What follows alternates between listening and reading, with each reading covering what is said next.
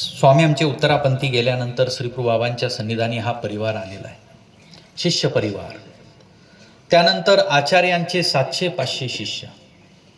श्रीप्रभू बाबांच्या पुरत्यागानंतर पुढे 1600 वर्ष आचार्यांच्या सानिध्यामध्ये अनेक असे ईश्वर प्राप्तीला पात्र ठरणारे जीव आलेले आहेत. त्यामध्ये आमचे आचार्य श्री केशराज व्यास असतील, आचार्य श्री कवीश्वर व्यास आहेत, दामोदर पंडित आहेत, अनेक आहेत.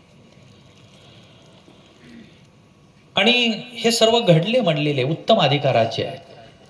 आचार्यांसारख्या उत्तम अधिकरणाच्या मुखाने ज्ञान व्हावं अशी योग्यता त्यांनी जोडलेली आहे. आपण तर तीही जोडली नाही.